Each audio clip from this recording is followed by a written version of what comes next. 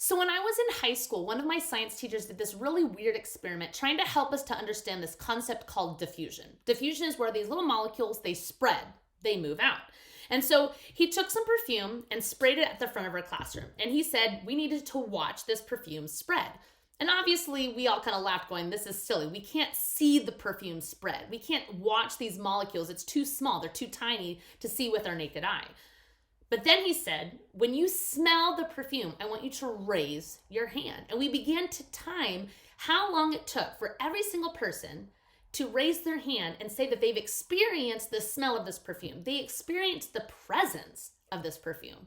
And it was really fun to see. Sure enough, everyone in the room, no matter where they were sitting, they could smell this perfume. We got to see the evidence of this perfume, these molecules spreading around the room. That's called diffusion, which is actually why these little machines that a lot of us have in our houses are called diffusers, because we take these little oil bottles, dump it in there, fill it with water, and now they shoot off this mist, diffusing the scent around the room. And so when you smell that oil, when you experience the presence of that oil spreading to you. You're smelling it. You can't see it. It's too tiny to see, but you can smell it. It's this weird thing where it's present, but it's unseen. Now today, Andy started this new series by reading the book of Ruth. And the story of Ruth, it's a little interesting because God does not seem to be seen in this story. He doesn't seem to be the main focus. We have this story where we have Naomi and we have Ruth and Boaz. And Naomi is really upset. She's bitter. She's in anguish. She feels like God is not present with her. She doesn't see God because her husband has died. Her two sons have died. And she goes and tells her daughter-in-laws, you need to leave. Go back to your own home. Your life is going to be miserable with me. I can't take care of you. There's nothing for you anymore. So she tries to send them away. But one of the daughter-in-laws named Ruth, she says, no, I'm staying with you. I'm sticking with you. She remains loyal to Naomi. And then we see this man named Boaz who sees the loyalty of Ruth sticking by Naomi's side, despite whatever circumstances she may face. And through this, Boaz, he ends up marrying Ruth that then takes care of Naomi, and they end up having a child. And so Naomi's story, it goes from feeling like God is not present, that her life is miserable, to feeling blessed to be able to have this child, to be able to be taken care of. And she begins to see that God has been present with her throughout this whole time, that he was present even though he was unseen.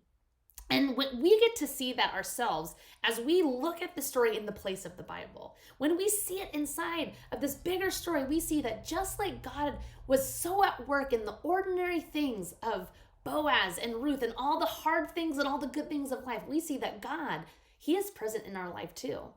Throughout the Bible, we see this beautiful picture of God redeeming people's lives, just like he redeemed Naomi's life.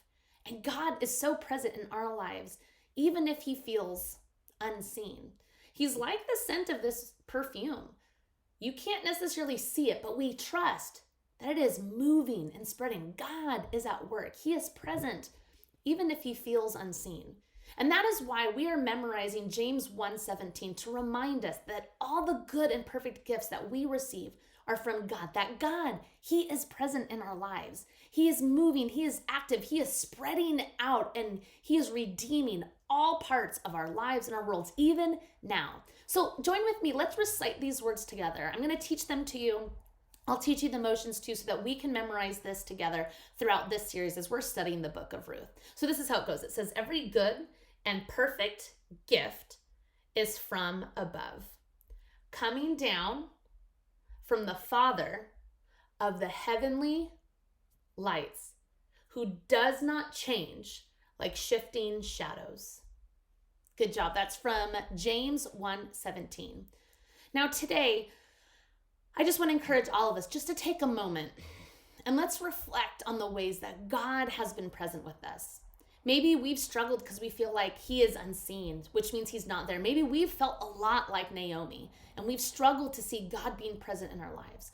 Let's just take a moment and let's reflect on how have we seen God being present in our lives? Where is he moving and changing and present in our lives? And we're experiencing him like the scent of the soil, where maybe we're not seeing him for what he's doing, but he is active, he's present.